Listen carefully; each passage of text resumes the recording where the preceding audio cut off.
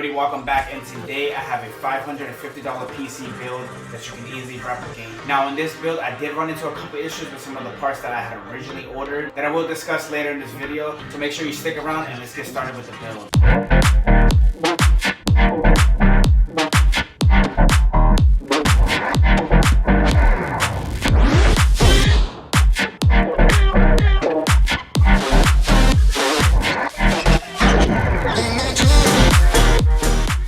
So let's get started with the parts. And for the motherboard, I went with a Gigabyte B450M, which I got off of Amazon for $68. Now for the CPU, I had originally went with a Ryzen 5 3600, but the seller has sent me a CPU with a whole bunch of bent pins, which I probably could have re-bent myself, but I didn't want to risk any issues, so I sent it back. I got my refund, and instead I went with a Ryzen 5 2600X that I got off eBay for $97, which came with the stock cooler. Now this CPU is a 6-core 12-thread with a base clock of 3.6 gigahertz and a max boost up to 4.2 gigahertz. For the CPU cooler, I decided to experiment a little bit, so I took apart the plastic piece and I bought some gray spray paint to go with the whole black and gray theme to match the rest of the PC. Now for the RAM sticks, I started to get a little picky because I really wanted to get that black and gray look. So I had originally gone with a Silicon Power 2x8 gigabyte RAM kit, which had this really nice carbon fiber black and gray look to it, but for some reason the heat sinks were facing inside towards the cooler, which the whole point is for you to see the heat sink.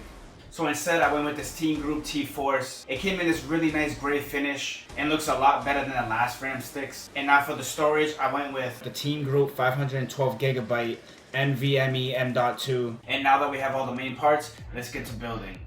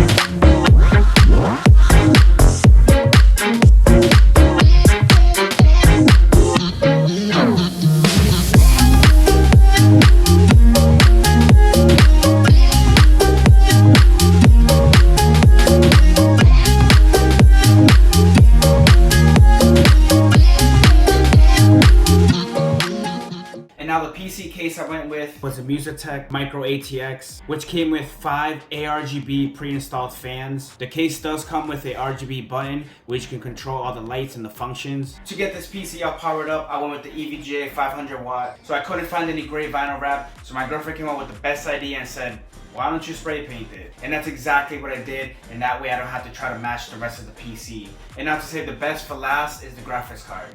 I had originally ordered a GTX 1070 that came all bent and damaged. It was a big back and forth with the seller. He tried to blame me for it, which obviously I did not damage. So instead, I was able to get a better deal on a 1660 Super, which I also wanted to try a little experiment. So I decided to make my own custom backplate, which I also spray painted the same gray as the rest of the pieces, so that way everything matches. And of course, you know I had to get some cable extensions. Now the cable extensions I went with is called ITCOM Custom Mod. These cable extensions came with a nice copper plated finish to them. And now that we have all the parts out of the way, let's finish up this build.